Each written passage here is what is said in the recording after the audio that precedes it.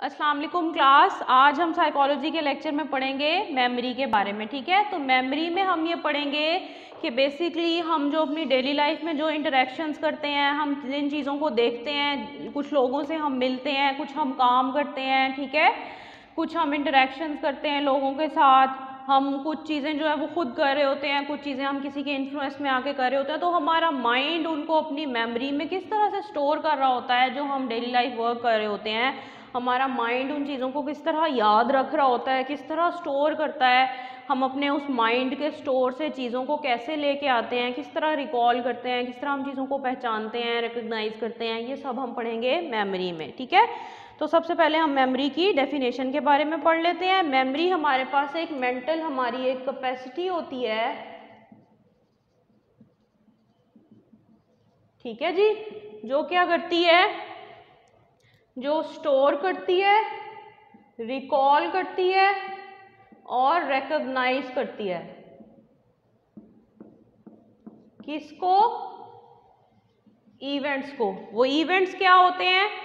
वो हमारी daily life के इवेंट्स भी हो सकते हैं। डेली लाइफ में अपने हम जो कोई काम करते हैं, हम सुबह उठते हैं, हम मुंह हाथ धोते हैं, हम अपना ब्रेकफास्ट करते हैं, हम स्टूडेंट हैं तो हम स्कूल या कॉलेज जाते हैं, हम कोई जॉब कर रहे हैं तो हमारी कोई ना कोई ऑर्गेनाइजेशन होती है जहाँ हमें जाना होता है, अपनी वर्क प्लेस पे जाना होता है। तो ये जो हमारे डेली लाइफ के काम होते हैं, या हम कहीं किसी से मीटिंग के लिए जा रहे होते हैं, कोई भी ऐसा काम जो है वो क्या है, वो इवेंट में आ जाता है। हमारा माइंड उन इवेंट्स को अपने स्टोरेज में ले जाता रहता है। उस स्टोरेज से जब जब हमें ज़रूरत पड़ती है, माइंड हमें वो चीज़ रिकॉल करवा देता है, रिकग्नाइज करवा देता है, और हमारी मेमोरी हमें हेल्प करती है उस चीज़ को रिटेन करने में। यानी वो चीज़ें जो हम डेली लाइफ में फ्रीक्वेंटली परफॉर्म करते हैं, वो हमारा माइंड उन चीज़ों को रिटेन कर लेता है। जो हम चीज़ें इतनी डेली लाइफ में नहीं परफॉर्म करते, हमारा माइंड उनको लॉन्ग टर्म मेमोरी में ले जाता है। लॉन्ग टर्म मेमोरी क्या होती है, किस तरह वर्क करती है, ये मैं आपको नेक्स्ट लेक्चर में बताऊंगी। ठीक है, तो बेसिकली क्या होता है कि हमारी एक मेंटल कैपेसिटी होती है, रिकॉल स्टोर करती है, रिकॉल करती है, रिकग्नाइज करती है इवेंट्स को, और हमें उनको रिटेन करने में हेल्प करती है। अब ये जो बहुत सारे इस चीज़ में फैक्टर्स होते हैं कि हम किन चीज़ों को रिकॉल करते हैं, किन चीज़ों को नहीं करते। ठीक है, इसमें आपका एक इंटरेस्ट आ जाता है। जिन चीज़ों में आप इंटरेस्टेड होते हैं, जिन चीज़ों के साथ आपका इंटरेस्ट लेवल अच्छा होता है, जिन चीज़ों के आपकी अंडरस्टैंडिंग लेवल अच्छा होता है, आप उन चीज़ों को अच्छे से लर्न कर पाते हैं, उन चीज़ों को अच्छे से उनके बारे में मेमोरी बना पाते हैं, अच्छे से मेमोराइज कर पाते हैं। जिन चीज़ों में आपका इंटरेस्ट लेवल अच्छा नहीं होता, जिन चीज़ों में आपको इंटरेस्ट नहीं होता, आप अच्छे से उसको मेमोराइज नहीं कर पाते। ठीक है, लाइक जैसे अगर आपने किसी फ्रेंड के साथ मूवी पे जाना है तो वो आपको बहुत अच्छे से याद रहेगा, लेकिन अगर किसी टीचर ने असाइनमेंट दिया तो वो ऑब्वियसली आप भूल जाएंगे, क्योंकि आपका इंटरेस्ट लेवल नहीं होगा। ठीक है, तो और क्या चीज़ होती है, एक आपका स्ट्रेस लेवल भी होता है। ठीक है, कि आपका मेंटल, आपकी क्या कंडीशन है, ये चीज़ भी बहुत ज़्यादा इफेक्ट करती है इस चीज़ पे कि आपकी मेंटल कैपेसिटी कितना काम कर रही है, आपकी मेमोरी को किस तरह से रिटेन कर रही है, और आपकी मेमोरी को किस तरह से वर्क करा रही है। जब हम टेंशन में होते हैं, हम किसी बात पे स्ट्रेस्ड आउट होते हैं, तो वो काम, वो चीज़ें जो हम बहुत फ्रीक्वेंटली करते हैं और बहुत हैबिचुअली परफॉर्म करते हैं, हम समटाइम्स उनको भी भूल जाते हैं, क्योंकि हमारा माइंड जो है वो बहुत ज़्यादा फोकस नहीं कर पाता है, तो उसका फोकस जो है वो लूज हुआ होता है। उस फोकस लूज होने की बेस पे हमारा माइंड डेली लाइफ के कामों को भी सही से नहीं परफॉर्म कर सकता। मेमोरी में सिर्फ डेली लाइफ के काम नहीं आते हैं, आपकी बहुत सारी और चीज़ें भी आ जाती हैं। हमने जो कुछ भी कभी कुछ पुराने गुजरे हुए सालों में 10-20 साल पहले भी सुना होता है, कुछ एनकाउंटर किया होता है, किसी के साथ इंटरेक्ट किया होता है, कुछ एक्सपीरियंस किया होता है, वो चीज़ें भी हमारी मेमोरी में होती हैं, लेकिन उनको क्या होता है कि रिकॉल और रिकग्नाइज करने की ज़रूरत होती है। ठीक है, जो चीज़ें वो हम परफॉर्म करते रहते हैं वो हमारी वर्किंग मेमोरी में रहती हैं, वो हमारी डेली मेमोरी में रहती हैं, बाकी चीज़ें हमारे ओल्ड स्टोरेज में चली जाती हैं, जिसको हम लॉन्ग टर्म मेमोरी कहते हैं। तो ये प्रोसेस कैसे होते हैं हम नेक्स्ट लेक्चर में पढ़ेंगे। अब हम देख लेते हैं कि मेमोरी का बेसिक प्रोसेस ये जो है ये किस तरह से वर्क करता है। ठीक है, ये हमारे पास 3 जो हैं स्टेजेस में काम करता है। वो 3 स्टेजेस किस तरह से होती हैं, कैसे वर्क करती हैं, तो ये हम देख लेते हैं। ठीक है जी, बेसिकली हम इसको कहते हैं मेमोरी का ये हमारे पास एक प्रोसेस होता है। मेमोरी के प्रोसेस में नंबर 1 पे हमारे पास एनकोडिंग हो रही होती है। एनकोडिंग जो है वो स्टोरेज को बना रही होती है। स्टोरेज जो है वो रिट्रीवल को डील कर रही होती है। ठीक है, एनकोडिंग क्या होती है कि हम जो कोई भी काम जो है, कोई स्टिमुलस जो है, हम उसको डील कर रहे हैं। जैसे मैं बोल रही हूँ, आप मेरा लेक्चर सुन रहे हैं, आपका माइंड जो है सुन रहा है, आपकी आईज देख रही हैं। ठीक है, तो आपके 2 परसेप्चुअल ऑर्गन्स काम कर रहे हैं। तो सुनने और देखने की बेस पे आपका माइंड क्या कर रहा है, एक एनकोडिंग कर रहा है, देख रहा है कि अच्छा ये चीज़ जो है ये लेक्चर से रिलेटेड है, तो अच्छा इसको लेक्चर रिलेटेड जो मेमोरी है, जो एजुकेशनल जो मेमोरीज हैं, जो एकेडमिक मेमोरीज हैं, उनमें जाके मैंने रखना है। ठीक है, एनकोडिंग बेसिकली क्या होती है? एनकोडिंग होती है translation of incoming stimulus energy into a unique neural code that our brain can process. यानी जो आपकी स्टिमुलस एनर्जी आ रही होती है, आपको उसका ब्रेन एक कोड दे देता है कि मुझे जो है इसको इस तरह से रखना है, सो दैट कि वो वाली मेमोरी जो है वो यूनिक रहे और किसी और मेमोरी के साथ मिक्सअप ना हो। जैसे मैं बोल रही हूँ, आप मुझे सुन रहे हैं, तो आपका ब्रेन इसको और तरह से इनकोड करेगा। आप किसी अपने सिबलिंग से, ब्रदर सिस्टर से कोई बात करेंगे, उनके साथ कोई आपकी मेमोरी होगी, कोई डेली लाइफ में आपकी उनकी बात होगी, आप फ़ोन पे बात उनसे करेंगे, मिलेंगे, तो उस इवेंट को आपका ब्रेन एक और तरह से इनकोड करेगा। आपकी जो फैमिली मेमोरीज जहाँ पे हैं, जहाँ पे आपके एसोसिएशंस हैं, आपका ब्रेन उनको उन चंक में डाल देगा। जो लेक्चर की इनकोडिंग होगी वो और होगी। ठीक है, तो इवेंट टू इवेंट आपकी इनकोडिंग जो है वो डिफरेंट होती है। आपका ब्रेन डिफरेंट इवेंट्स को, डिफरेंट स्टिमुलाई को डिफरेंट तरह से एनकोड करता है, सो दैट वो अलग अलग रहें और इजीली रिकॉग्नाइज किए जा सकें। ठीक है जी। अब क्या है, आपकी बुक में एक एग्जाम्पल लिखी हुई है कि आप एक साउंड की एग्जाम्पल ले लें। आप कोई भी, आप बैठे हुए आप कोई आवाज़ सुनते हैं, आप कोई वो आवाज़, आपके कोई, आप घर में बैठे हैं, आपके किसी ब्रदर का, किसी सिस्टर का, पेरेंट्स में से किसी का सेल फोन जो है वो रिंग करता है, तो क्या होगा कि हर किसी ने अपनी अपनी अलग अलग रिंगटोन लगाई हुई है घर में। ऑब्वियसली आपके कानों में आवाज़ आएगी तो आपका ब्रेन एनकोड करेगा कि ये रिंगटोन है। अच्छा, वो रिंगटोन्स वाले उधर वो जाके वो देखेगा, पीछे जो मैंने आपको प्रोसेस बताया कि रिकॉल होती है, तो आपको माइंड रिकॉल करेगा और वो देखेगा कि अच्छा ये साउंड है, तो ये फलां के फ़ोन की साउंड है। ठीक है, तो वो रिकॉग्नाइज कर लेगा। आपके माइंड में किसी सॉन्ग की साउंड आएगी तो आपका माइंड कहेगा अच्छा ये कोई सॉन्ग है। एकदम से बाहर से कोई ऊपर से एरोप्लेन गुजरता है, ऑल्दो वो भी एक साउंड है, तो आपका माइंड उसको और तरह से एनकोड करेगा। ठीक है, बाहर से किसी आपकी स्ट्रीट में से कोई एकदम से किसी की आवाज़ आई है, कोई रोड क्रॉस कर रहा है, या कोई वैसे ही गुजरा है, या कोई बच्चा गुजरा है, या कोई बाइक गुजरा है, किसी भी टाइप की कोई आवाज़ आई है, तो उसकी एनकोडिंग और होगी। डिफरेंट थिंग्स जो है वो डिफरेंट तरह से हमारे माइंड में अपनी एनकोडिंग करती हैं। और ये एनकोडिंग का जो प्रोसेस होता है वो यूजुअली इतना ऑटोमेटिक होता है कि आप इस चीज़ का आपको पता ही नहीं होता कि आपका ब्रेन जो है वो एनकोडिंग कर रहा है। हम अपनी डेली लाइफ में 24 आवर्स में हमारा ब्रेन जो है वो 1000 टाइम्स डिफरेंट स्टिमुलस की, डिफरेंट स्टिमुलाई की, डिफरेंट साउंड्स की, डिफरेंट इवेंट्स की एनकोडिंग करता है। ये प्रोसीजर बहुत फ्रीक्वेंटली हो रहा होता है, बार बार हो रहा होता है, रिपीटेडली हो रहा होता है, और इतने हम हैबिचुअल हो चुके होते हैं, हमारा ब्रेन भी अपनी इतनी एक्सरसाइज में इतनी हैबिचुअली कर रहा होता है, हमें नहीं पता होता कि किस चीज़ की कैसे एनकोडिंग हो रही है। ठीक है, जो भी आप इंटरेक्शन करते हैं, जो भी आप सोचते हैं, वो सारा इनकोडिंग की बेस पे हो रहा होता है, लेकिन बहुत फ्रीक्वेंटली होता है तो आपको नहीं पता चलता कि वो इनकोडिंग हो रही है। ठीक है जी, encoding process relates the new output to other things. अच्छा, अब आपके डेली लाइफ में कोई न्यू जो है वो एनकाउंटर आ गया, जैसे आप स्टूडेंट्स हैं, ठीक है, आपका एक सेमेस्टर जो है वो पास हुआ, फर्स्ट करें आप 3rd सेमेस्टर के, 2nd सेमेस्टर के कोई स्टूडेंट्स हैं, आपने पेपर दिए, आपका एग्जाम जो है वो क्लियर हो गया, आप नेक्स्ट सेमेस्टर में गए, तो क्या हुआ कि आपको नहीं पता कि नेक्स्ट सेमेस्टर के क्या कोर्सेज हैं, लेकिन आपकी मेमोरी में ये बात ज़रूर है कि अच्छा लास्ट सेमेस्टर में इतने सब्जेक्ट्स थे तो शायद उस सेमेस्टर में भी इतने ही होंगे, लास्ट सेमेस्टर में एक लेक्चर इतने ड्यूरेशन का था तो उसमें भी इतना का ही होगा, ठीक है। तो ये भी आपके ब्रेन की एक एनकोडिंग की फॉर्म है। तो आपके माइंड ने क्या किया है कि एक न्यू स्टिमुलस को, न्यू इवेंट को एक ओल्डर इवेंट से जो है वो कंपैरिजन करके उसकी प्रोफाइल बनाई है 2 इवेंट्स की, ठीक है। तो हमारे माइंड में एनकोडिंग का जो प्रोसीजर है वो न्यू और ओल्ड इंफॉर्मेशन को मिला के वर्क कर रहा होता है, ठीक है जी।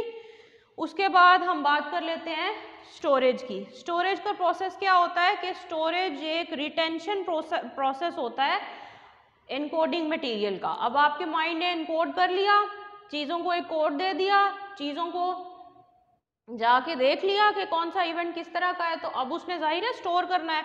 इनकोडिंग से खाली तो बात नहीं बनेगी जब तक आपका माइंड स्टोर नहीं करेगा। आपका माइंड स्टोर करेगा तभी तो आप जो चीज़ों को याद रख सकेंगे, तभी तो आपकी मेमोरी वर्क करेगी, ठीक है।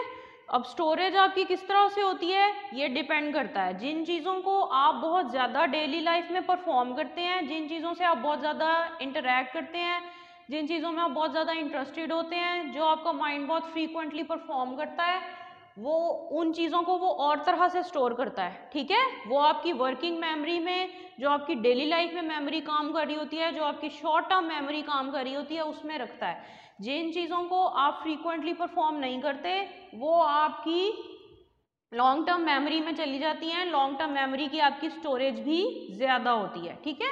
तो स्टोरेज जनरल स्टोरेज नहीं होती, स्टोरेज जो है वो आपकी डिफरेंट जो मेमोरी टाइप्स हैं उनकी डिफरेंट स्टोरेज है। डिफरेंट मेमोरी टाइप्स को हम नेक्स्ट लेक्चर में पढ़ेंगे, तो उसकी बेस पे मैं आपको स्टोरेज की डिटेल पढ़ाऊंगी।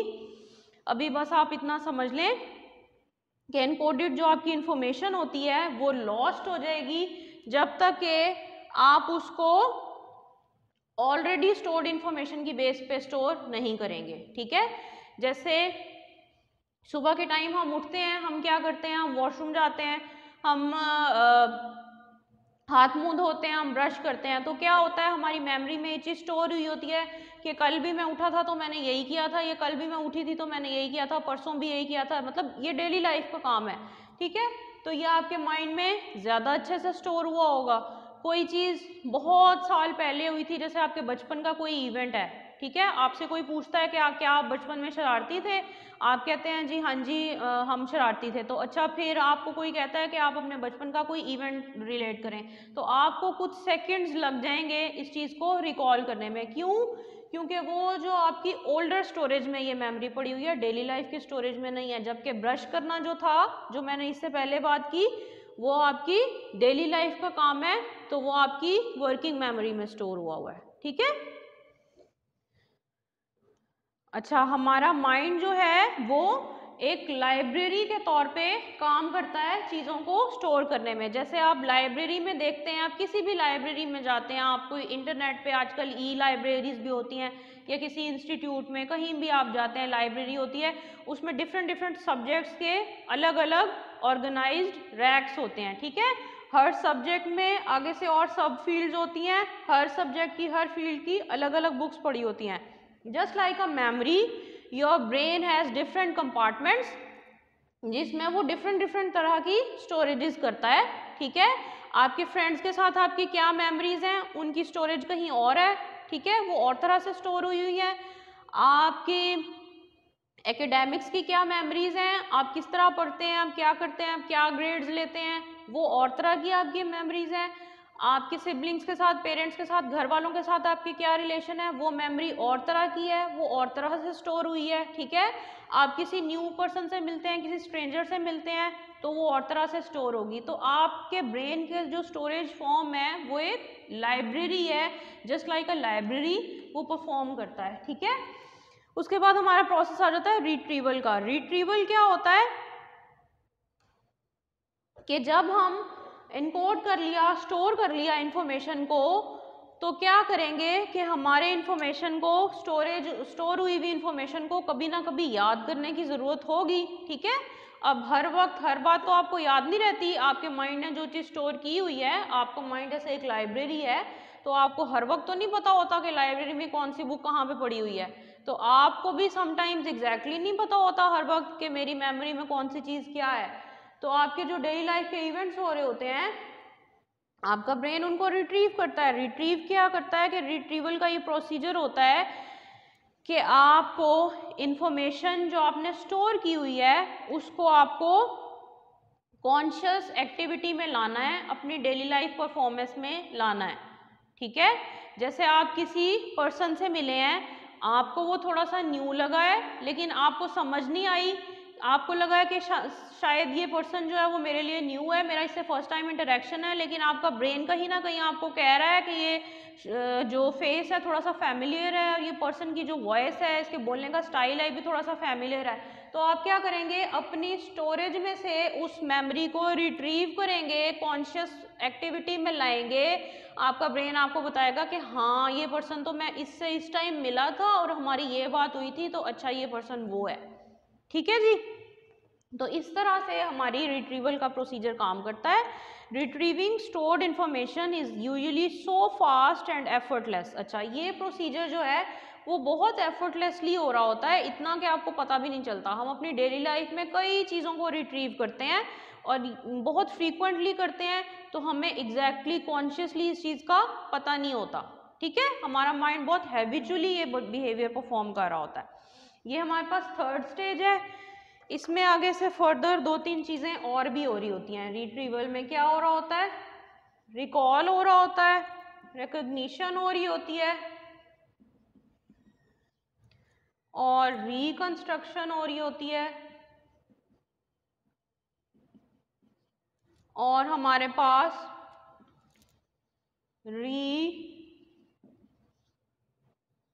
रीलर्निंग हो रही होती है। ठीक है जी, और ये हमें किसने बताया है कि ये इसमें 4 प्रोसीजर्स होते हैं?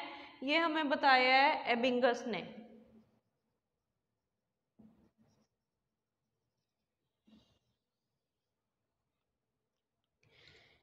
ठीक है, there seems to be different types of retrieval as Ebbinghaus identified। ठीक है, एबिंगस ने क्या आइडेंटिफाई किया है कि ये रिट्रीवल जो है वो डिफरेंट स्टेजेस में हो रही होती है।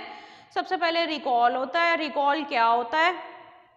When individual can remember the information without prompting, यानी आप बहुत ज़्यादा प्रॉम्प्ट नहीं कर रहे हैं। जैसे मैंने आपको स्ट्रेंजर की एग्जांपल दी, तो आप उससे नहीं पूछ रहे हैं कि आप कौन है, क्या मैं आपसे पहले मिला हूँ, या आप अपने ब्रेन से ऐसे गौर से सोच नहीं रहे हैं। ये प्रोसीजर जो है वो बहुत हैबिचुअली हो रहा है और आपका ब्रेन जो है वो सोच रहा है, विद इन सेकेंड्स ये काम हो रहा है कि अच्छा मैं इस पर्सन से मिला हूँ या नहीं मिला। अच्छा, अब आपने याद कर लिया है कि ये पर्सन मिला है पहले या नहीं मिला, तो आपका ब्रेन उसको रिकॉग्नाइज करेगा, अपने स्टोरेज में से निकाल के उसको रिकॉग्निशन देगा कि अच्छा ये चीज़ जो है वो पहले से स्टोर हुई हुई है, इस पर्सन की मेमोरी मेरे पास है या फिर नहीं है।